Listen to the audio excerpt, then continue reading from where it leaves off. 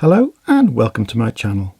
Today I've got a very quick 10-minute demonstration for you that aims to express the feel of a windblown winter's day.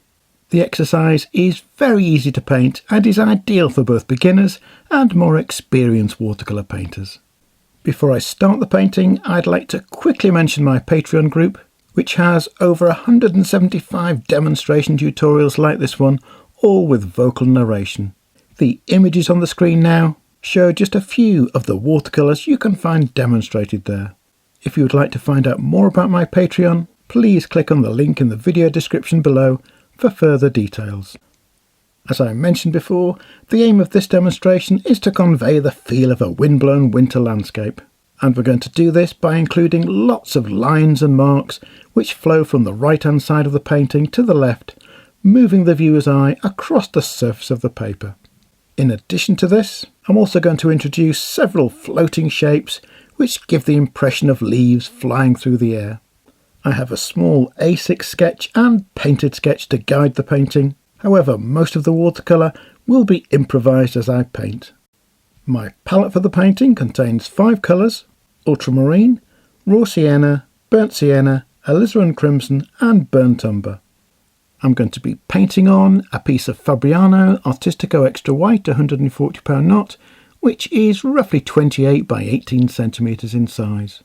And I'm going to apply the paint with a variety of goat herd calligraphy brushes. These are very cheap to purchase and can be used in a variety of ways, from applying washes to creating shapes, marks and textures in a painting.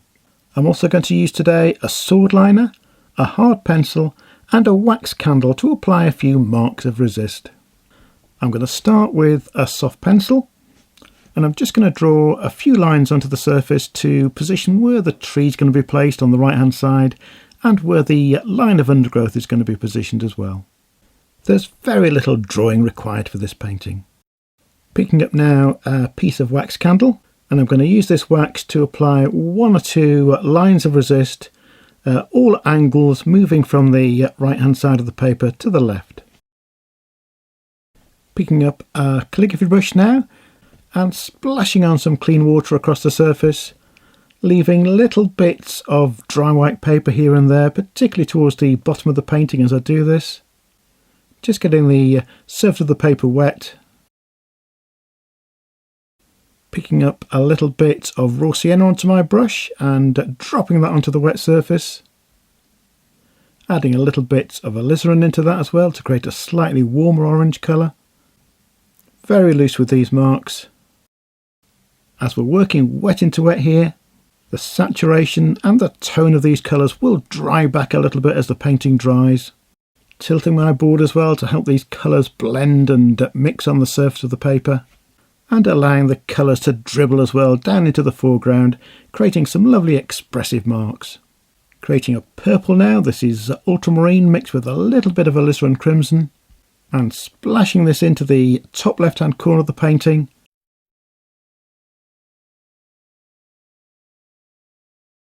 And again tilting my board to encourage these colours to blend on the surface of the paper. Creating a bright orange mix now. This is a mixture of burnt sienna with a little bit of alizarin crimson, and splashing this into the foreground to create some slightly more saturated hues.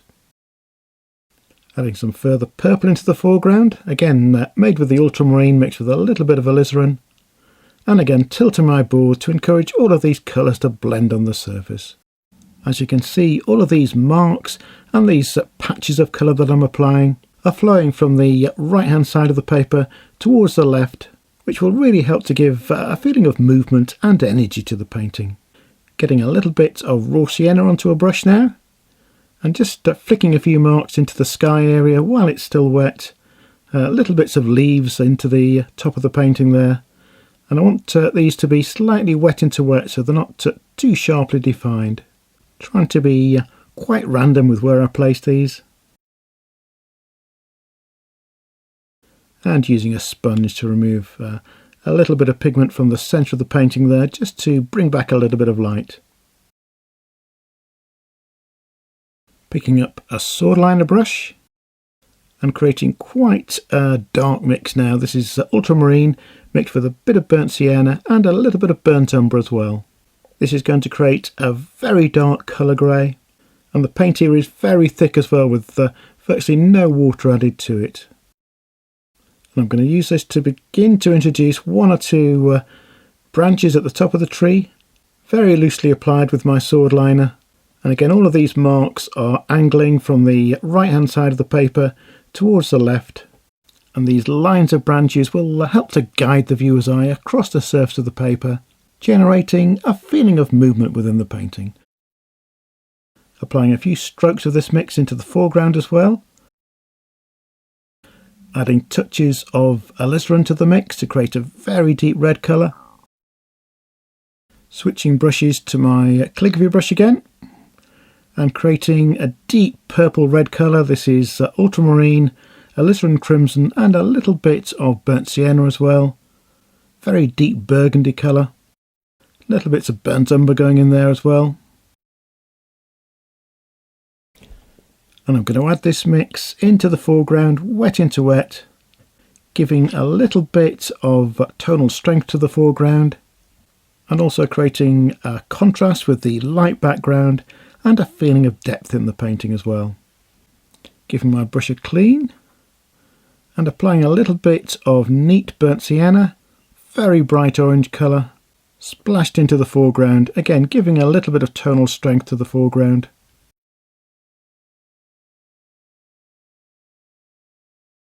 Picking up a tube of paint now and using the bottom of this to scratch in a few lines into the foreground, again running these at an angle which flow from right to left.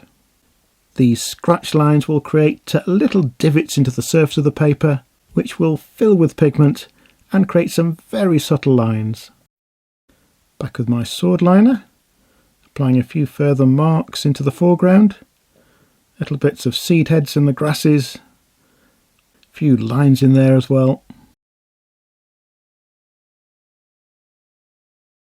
and again using my sponge to remove a little bit of pigment from the right hand side.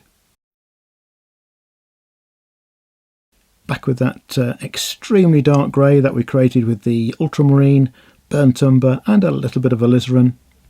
Very thick mix, just a little bit of water in this.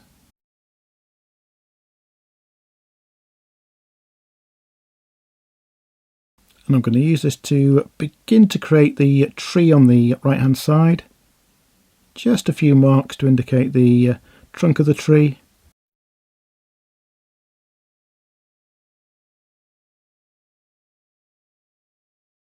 A lot of these strokes of paint are going wet into wet, so they will soften a little bit. Switching brushes to my sword liner again and using that same mix to add some further branches into the tree. Splaying out the bristles of my sword liner here as well, and this helps to create some lovely free organic marks. Again, all of these lines are flowing from the right to the left, helping to add to the feeling of movement in the painting.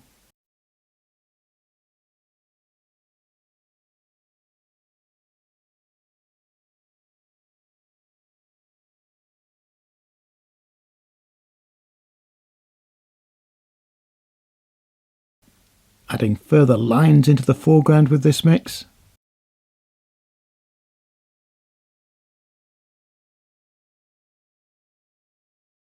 Switching brushes again to my calligraphy brush.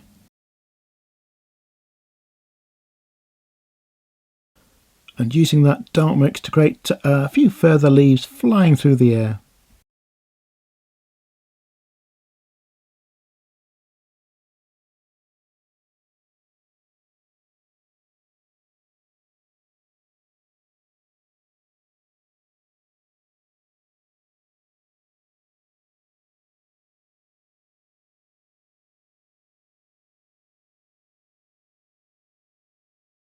Back again with my sword liner and applying further marks and lines into the foreground, using a range of colours for this.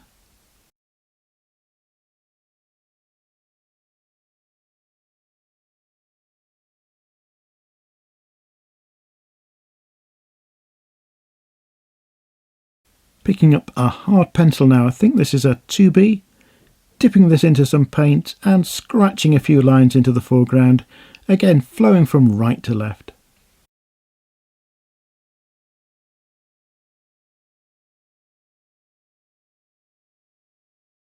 Giving my calligraphy brush a clean.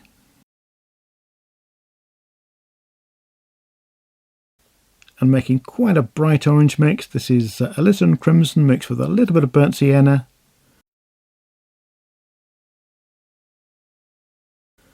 And using this to apply a few further bright orange leaves into the tree, providing a little bit of warmth to the top of the painting and a little bit of variety to the colours of the leaves as well.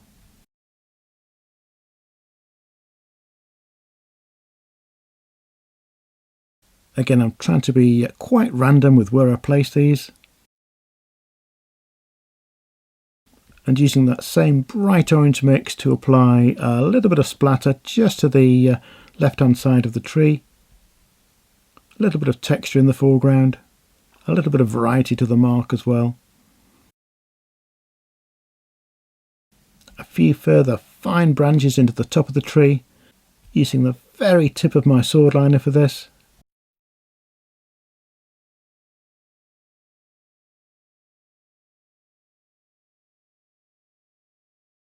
And a few further strokes into the undergrowth as well.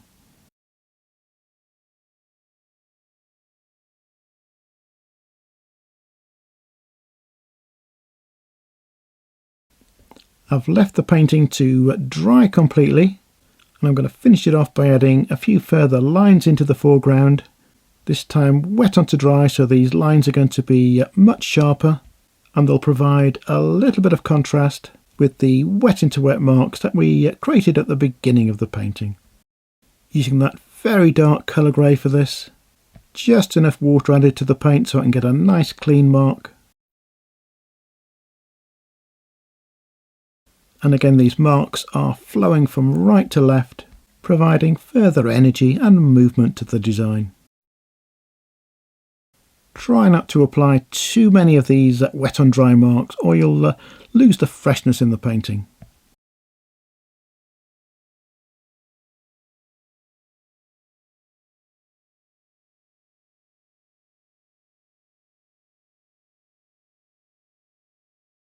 Adding a couple of red marks to the left hand side, just to draw the eye a little bit and help balance the painting. And I think I'm going to stop there before I overwork things. I hope you enjoyed watching this demonstration. If you did, please like and subscribe below. I intend to upload further demonstration videos to my channel over the coming months, so please let me know if there are any subjects or techniques you would like to see covered. And finally, please remember to check out my Patreon group for over 175 further watercolour demonstrations.